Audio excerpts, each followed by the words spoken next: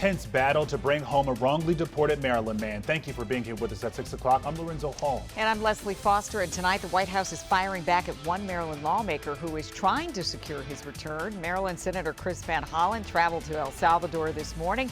He met with the country's vice president this afternoon and pushed for an update on Kilmar Abrego Garcia's condition. Yeah, and just within the last hour, the White House publicly criticized Senator Van Hollen's trip and Abrego Garcia's background.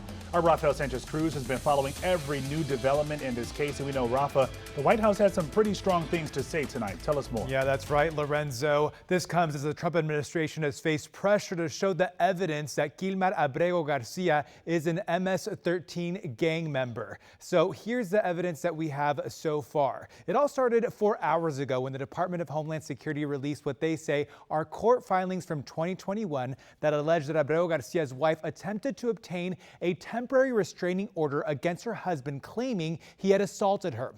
I have consulted with experts on this matter. They tell me this is not a civil proceeding. This is an actual civil proceeding, not a criminal proceeding. And court records show the case was dismissed. Now, White House Press Secretary Caroline Leavitt was accompanied by the mother of Rachel Morin, a Maryland woman killed by an undocumented immigrant in 2023.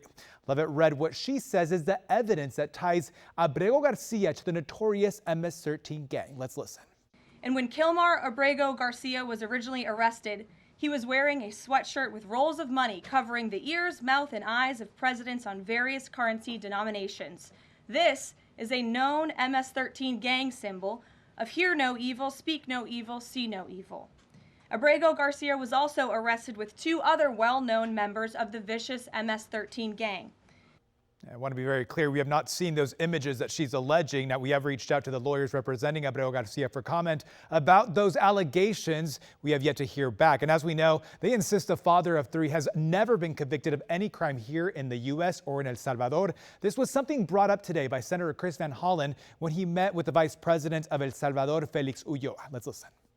Why is El Salvador continuing to hold him in CICOT? And his answer was that the Trump administration is paying El Salvador, the government of El Salvador, to keep him at CICOT. Says this is just the first congressional visit to El Salvador in an effort to bring back Kilmar Abrego Garcia to the United States. A lot of stuff developing, but we're seeing the White House intensify their pushback and really refusing to bring back Kilmar Abrego Garcia. They even said that if he were to return to the U.S., they would deport him again. Lorenzo? You know, the Trump administration is making the case here, but some sunlight and showing us what the evidence is could go a long way to helping people understand what's happening here. And that has so not been the case. All right, Rafa, thank you. We know you'll stay on top of it.